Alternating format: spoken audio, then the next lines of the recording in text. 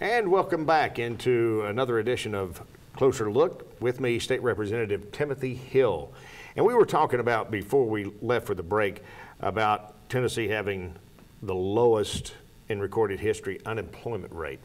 And we are also one of only 11 states to hold a AAA bond rating. So that's got to be something to be proud of. Very much so. Again, it speaks to almost generational fiscal conservatism. It doesn't mean that people didn't spend, governors or legislatures once upon a time didn't spend money on things they shouldn't have. But when we're going as a state to borrow money, the AAA bond rating gives us the lowest interest rate that we can get a hold of, and so it's more bang for your buck, if you will. Mm-hmm. And again, I would reiterate, over the last two budget cycles, we have borrowed $0. Now, I don't know if that'll hold true coming into this next session. Kind of looking ahead for a second, we have grown. We have grown a significant amount, and partially it's because we have huge tax revenues. Last year we had almost a $2 billion surplus, which is unheard of and is fantastic. That there's states that can't fund their pension system. Ours is fully funded. We're taking care of our fiscal house. We just are, right. And that's what that bond rating says. But one of the things we're going to have to address is the growth of state government as a whole. I think it's somewhere between 45 and 54% of our overall budget is completely leveraged by federal dollars. Now, some would say, hey, that's a good thing. We're using federal dollars properly, and the state taxpayers are getting a good return on their federal tax dollars, and I can see that argument. But there's also folks that are concerned that that's a dependency. Mm-hmm. And so I think we're going to address that from a large budget concern as we get back into session. Yeah, that's something it'll probably take some time to get that. Whenever you're talking about money in a $37 billion budget, it's never simple. Yeah. And nobody's happy. Usually, not everybody goes home That's when happy. you know you're doing it right. Exactly. Now, we've got a big development that's going on out here mm-hmm. at next to Tri-Cities Airport, Aerospace Park. That's right. And that should, if all goes well, be a big boom to the area. Oh goodness, yeah, absolutely. So part of where I serve is Blountville, and so I've got the Tri-Cities Airport, and I've got a big, huge photo of the runway in my office. I'm very proud of it. I'm very mm-hmm. I'm very proud of the Foreign Trade Zone that's there and the work that they do, Patrick Wilson and the crew that's there, and that all dovetails into the work that Networks is doing from right. the ECD side of things. So they've got this property that can be developed. It's going to be somewhere in the neighborhood of $20 to $22 million. And we have seen, well, back up. I went to go see the folks at the airport because I needed about just a little sliver of land because I've been working on a project for a few years right there in front of the airport to get the 4-lane properly extended and a couple of red lights through there, because there's a tremendous amount of overflow between Northeast State, the church that's there, the school right. that's there, and the airport. And so I went to go see them, and I said, hey, I need about this much on the map. It's not that much. It's just this much on the map. And they said, that's great. By the way, we need your help with something. I'm like, really? And so to my surprise, but I had to carry a piece of legislation that allowed the stakeholders, which was Bristol, Kingsport, Johnson City, Washington County, Tennessee, and then Sullivan County, to be able to the airport authority to be able to go back and ask the stakeholders for funding for this project. Now, what they chose to do with it was totally on them and totally on their legislative body, but the state had to give its ability, very similar to what happens with other airports across the state. So we passed that legislation. It flew, I hesitate to say flew through, talking about the airport, but then we had another piece that we're working at trying to get funding. So out of this overall budget to get this aerospace industrial park there has been federal investment, there has been TVA investment. I think there was $350,000 announced a few weeks ago. And then there now has been locals that are coming on left and right with their portion, and now we expect the state to come on as well. We actually passed in this past budget $30 million from, under what's called the Airport Improvement Fund. And it's a competitive grant process, and we expect the state to be involved at some level. We're not quite sure what it's going to be just yet, but to be involved, to join in with the federal side and the local side. I would argue that very rarely has the entire region come together. And this isn't Representative Hill's project. This is the region's project. This is the vision of the airport authority and so many stakeholders and so many folks really coming together. The last time that we can figure that it happened was a little bit before my birth in the industrial park in Piney Flats, where the region came together and said, hey, look, we've got to have this. This is something that is going to benefit everyone. The potential there is somewhere between 1,500 and 2,000 jobs, and that's the direct investment. Normally, it's very similar in aerospace. It's very similar to auto manufacturing. There's indirect.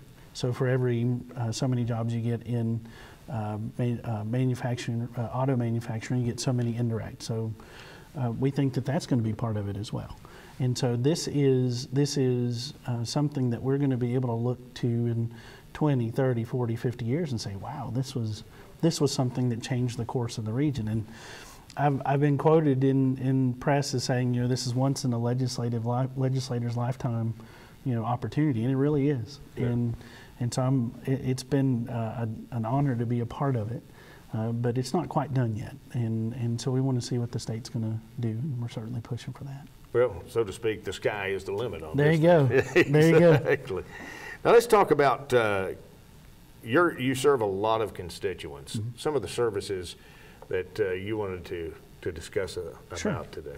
Well, one of the interesting parts of my job, you know, we can talk about being majority whip of the House. You know, so that's a leadership position, which is fantastic, and I've enjoyed it, and I feel like it's benefited my district by being able to be in that role, or the committees that I've served on. But there's two sides of being representative. And one, you can't represent what you don't know. So that there's a requirement really of the job to get out and be with folks, which I enjoy quite a bit. But there's the legislative side, which is the policy side, which is constitutionally what you're there to work on. And then there's the constituent services side. This is something that I have enjoyed doing. And it has been everything under the sun that you could imagine in the last 5 years. I had one fellow from beautiful Butler, Tennessee, call me and ask me if his Mexican divorce was legal or not in Tennessee. And first of all, I didn't know what that was, and so we had to do a lot of research. And apparently, it was something you could do in the back of a magazine once upon a time. And turns out we don't recognize those. So there's your public service. But he needed to know, and so we found out for him. But it's a lot of TennCare issues, and I even had a lady call me about, you know, squirrels, you know, coming in the house. And I mean, there's tons of those stories. I probably need to write a book, but the point is that folks, you know, as long as I get to be representative, this is not my seat, this is their seat. Right. And whether it's a TennCare issue, it's, you know, I want to be a bridge back to state government and what those services are. Right. Even to the point where I let folks, you ready for this? I let folks know my cell phone number, which is 646-1589, and I put it out on quite a bit of mail through the years. Right. But the point is if you need help or there's a question that I can answer, that's my job.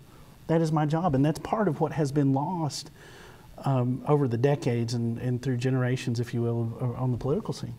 Folks forget that, hey, this is temporary, this is fleeting. You're there to go burn as bright as you can and work as hard as you can for your people, then you're done. And that's something that unfortunately has been lost. But you know, the squirrel story, I've got all those stories, but probably more than we have time for now. Those are things you can't make up. That's right.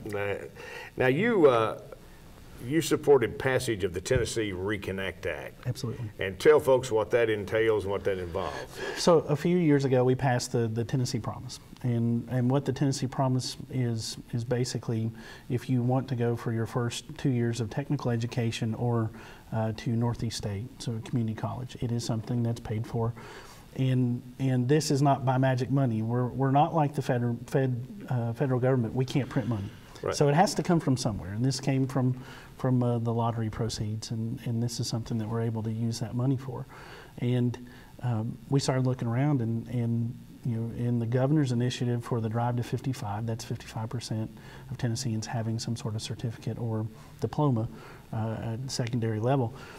There's a lot of non-traditional students, people that maybe took a year or two off, maybe have a few courses under their belt, but for whatever reason, life got in the way, or life took off for some people, and they weren't able to finish their education. Reconnect basically comes in and says it's a fund that's set aside and says that, hey, non-traditional student, you can come back into these two particular scenarios, and it's a last dollar scholarship for that. Another thing that we passed was the STRONG Act, and this is something for veterans, and very similar to Reconnect, that allows veterans to come in and under the similar circumstances to get their education. Right. And that's one of the things about the great state of Tennessee. We've had such an emphasis on education and an emphasis to access to education. And this is a huge deal for my district.